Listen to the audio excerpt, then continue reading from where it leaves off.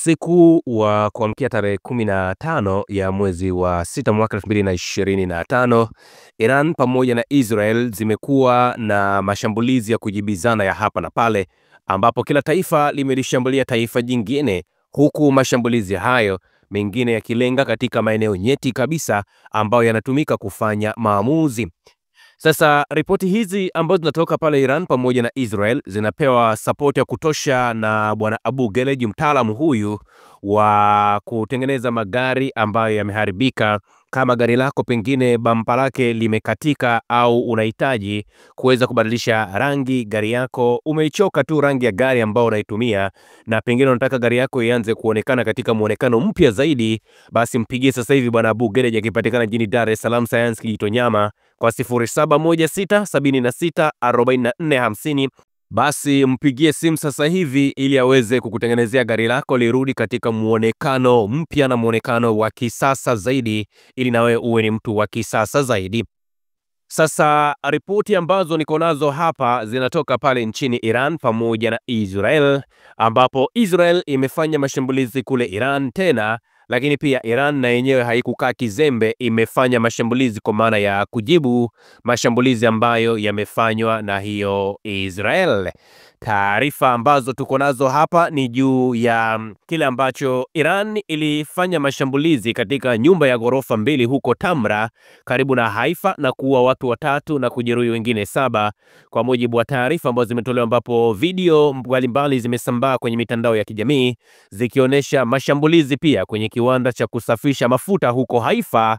Hii ni baada ya taarifa ambayo imetolewa na Israel, ambapo kwa mujibu wa taarifa inasema kwamba baada ya kombora la Iran kugonga shabaha nchini Israel, taa zote katika eneo hilo zilikuwa zimezimika na kushindwa kufanya kazi mara moja. Sasa baada ya mashambulizi hayo ambayo yamefanywa na hao Iran, Israel na yenyewe ilirusha au ilifanya mashambulizi makubwa sana katika maeneo mbalimbali. Lakini Iran ilifanya pia shambulizi katika taasisi ya sayansi ya Weizmann kule Tel Aviv, kwa mujibu wa picha ambazo zimechapishwa kwenye vyombo mbalimbali vya habari, vikidokeza kwamba huenda shambulizi hili lilikuwa ni la kulipiza kisasi kutokana na mauaji ya Israel dhidi ya wanasayansi ambao wanadili na masuala ya nyuklia. Video inaonyesha kombora la Iran likipiga taasisi ya Weizmann huko Tel Aviv.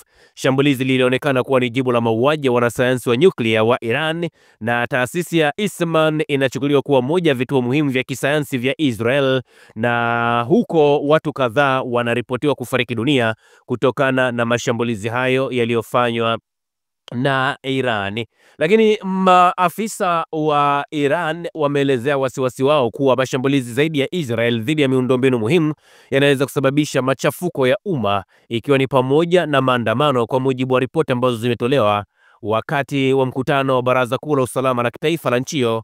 Mshiriki mmoja aliripotiwa kubainisha kuwa mashambulizi haya yanaweza kutokea dhidi ya vituo vya maji au nishati na yanaweza kusababisha ghasia za raia.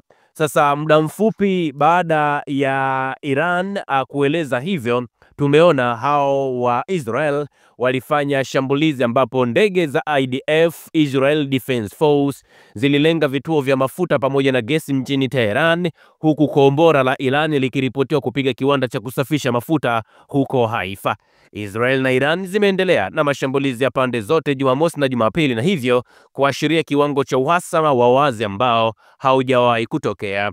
IDF kwa maana ya Israel Defense Force ilishambulia maeneo kadhaa ambayo yana nishati, ikijumuisha kiwanda cha kusafisha mafuta huko Pars Kusini, eneo kubwa zaidi la gesi asilia ulimwenguni, na ghala la mafuta huko Tehran, ambapo Iran yenyewe ikarusha makombora zaidi huko Tel Aviv na mengine kushambulia hizo nyumba kama ambavyo nimekuambia, na kusababisha madhara makubwa katika hayo maeneo ya Haifa, ikiwemo kiwanda cha kusafisha mafuta ambacho na chenyewe kimeripotiwa kushambuliwa vibaya mno na majeshi au na idara za ulinzi za pale Iran. Kwa hiyo hili ndilo ambalo linaendelea. Mashambulizi ya piga ni kupiga tupigane bado yanaendelea kati ya mataifa haya mawili, na Kwa bahati mbaya zaidi tumeona katika picha za video ambazo zimetumwa mtandaoni zimeonyesha kwamba yale mashambulizi ya awali ya siku ya kwanza kabisa ambayo yalifanywa na Israel ni mashambulizi ambayo silaha za Marekani zilitumika katika kufanya mashambulizi hayo. Kwa hiyo si jambo tena la kuficha, ni kwamba Wamarekani walitoa ile ruhusa kwa Israel kutumia silaha zake katika kuishambulia Iran, na mashambulizi hayo kimsingi yalisababisha maafa kidogo pale Iran, na maafa hayo yanatokana na ukweli kwamba mashambulizi yale yalikuwa ni mashambulizi ambayo yalipiga katikati mwa jiji la Iran kwa maana ya Tehran, lakini tulikuja tuone wa Iran wenyewe hawakukaa kinyonge na wenyewe wakalipiza kisasi.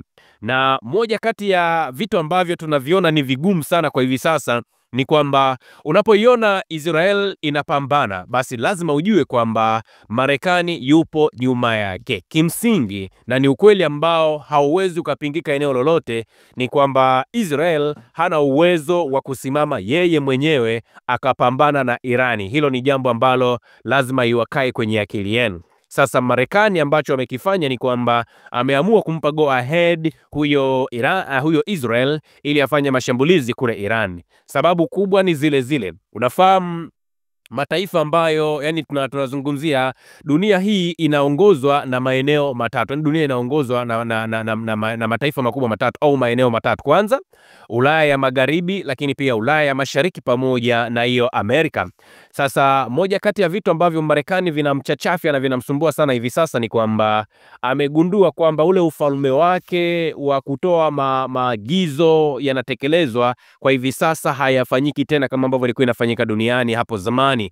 Ni kwamba kitazama upande wa Ulaya ya Mashariki, huko alikuwa akitoa maamuzi yanatekelezwa. Sasa hivi amekutana na kisiki cha bwana Urusi. Akiangalia Ulaya ya Magharibi, na kwenyewe huko watu wamegoma wasikilizi tena matamshi yake. Akiangalia huko Amerika kwenyewe, na sasa hivi ni kwamba wana mgogoro wa wenyewe kwa wenyewe, wananchi hawataki kabisa kumsikiliza pamoja na mambo mengine. Akienda Ulaya ya Mashariki, ambapo huko alikuwa anategemea kwamba Israel ndilo litakalo kuwa ni super power nation pale Ulaya ya Mashariki, na kwenyewe imeshindikana kwa sababu hao wa Yemen, hao wa Syria, hao wa Iran kwa hivi sasa nao hawataki kabisa kusikiliza kile ambacho kinazungumzwa na Marekani. Marekani alimpa amri Iran ni kwamba anatakiwa kusitisha mpango wake wa urutubishaji wa uranium. Kwa bahati mbaya huyo Muirani kagoma kabisa, jambo ambalo limemchafua sana Marekani na kujikuta sasa yeye atasimamia upande gani. Maana akienda kaskazini anakuta watu wanamkataa, akienda magharibi anakuta watu wanamkataa, akienda mashariki anakuta watu wanamkataa, akiwa pale pale Amerika kwenyewe anakuta watu wanamkataa. Kwa hiyo hii si vita ambayo kwamba tutegemea labda inaweza ikawa ni vita dono. Hapana, ni vita ambayo Marekani anajaribu kufanya kila linalowezekana kujaribu kuzima tawala ambazo zinaibuka zenye nguvu zaidi, lakini kwa bahati mbaya it's too late. Aliwahi kuimba msanii mmoja anasema it's too late to apologize. Kwa hiyo bwana Donald Trump ameona kabisa kwamba now it's too late kufanya hayo mambo, na ndio maana ameamua kumchachafya huyo Muirani. Usisahau kusubscribe, like na kubonyeza alama ya kengele. Asante.